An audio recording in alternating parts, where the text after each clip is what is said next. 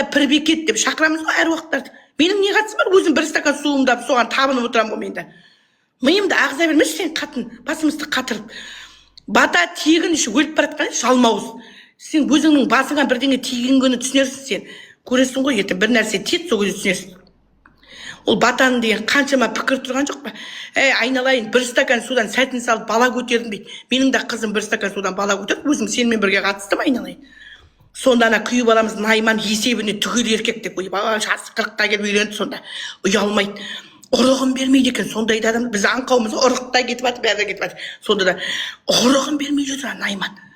5 жыл тұрмай бере алмаймын дейді, күйеу балам ерсін.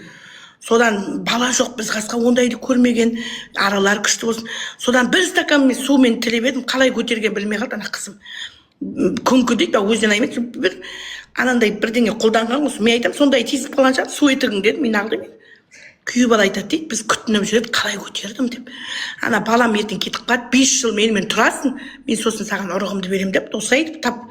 Мен қазір саған бере алмаймын, ертең баламмен айырылса әлеммен сұрайсың.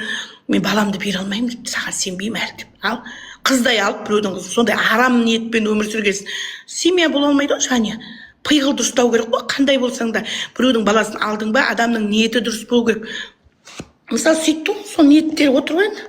Сондай қара ниет адамдар көп қой қазір өмірде.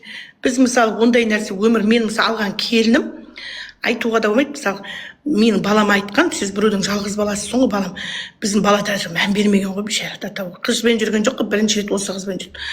Сосын айттым, былай тек дос болды, қызбен жүрмейді, селкілдеп ұрыспай. 18 жасында үйден тұрып кетті, қайдан жүріп үлгерген де жоқ.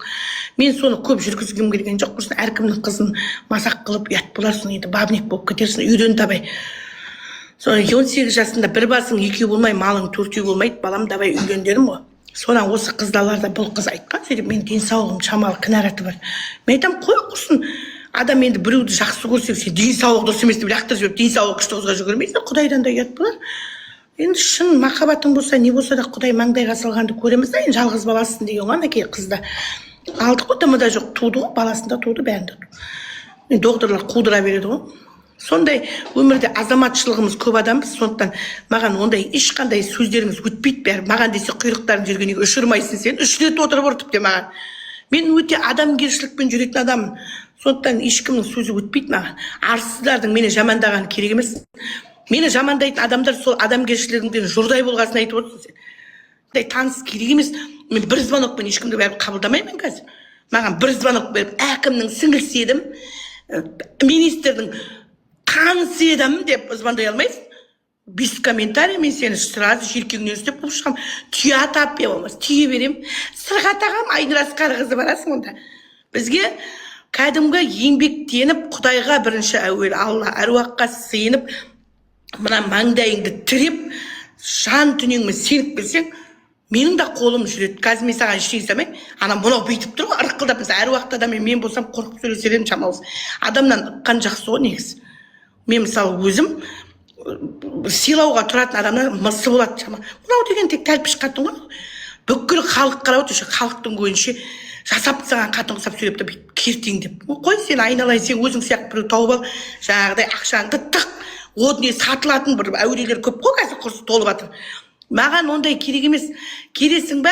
Ана қарапайым адам сыйлайсың. Мына шалқайған түрмен мен сен сояққа барып біреуді менсінет деп айта алмаймын. Менің қазір менің емделушілерім бәрі өте қарапайым адамдар. Біреуінің аяғы ауырады, біреу соны күтіп, еңбектеніп кіресің үшін. Мұрныңды бүйтіп алып кіруге болмайды уже. Кәдімгідей еңбектеніп, ниеттеніп, ізденіп, балам үшін, бір қу жаным үшін деп келесің уже. Бір 10 мыңды қиясын, енді амал жоқ, оны қимасақ болмайды. Ана Қызылордада үй төлейміз, анау енді мен ол байлармен жұмыс істесем біреу төлеп берер ғой маған. Бірақ та ол басқа адамдар кіре алмайды, оны істейсің оны. Қазір мына бала бір жақсы жері, ұяты бар бұны. Бұл талай бұлай жақсы болды атадан. Бұл очередь кірмейді өліп барса. Мен біреудің үйіне баруға қорқамын сол үшін. Қиянат жасайын ба деп. Қазір жұрттар деген оңбаған ғой, ішкен тамағына бұлданып тұрады. Маған керек емес, лучше ақшамды төлеп, халықтың еміне кедергі жасағым келмейді мен. Менің еміме ешқандай ширатсыз кірмеңдер, лучше қылтамақ болып қалайын, ішпеймін, тегін тамақтарын ішпей ақ қойын. Лучше біреудің аяғын салып, 10 мың теңгем төлеп ішейін. Ешкімді міндет қылғым келмейді мен, ренжімеңіз.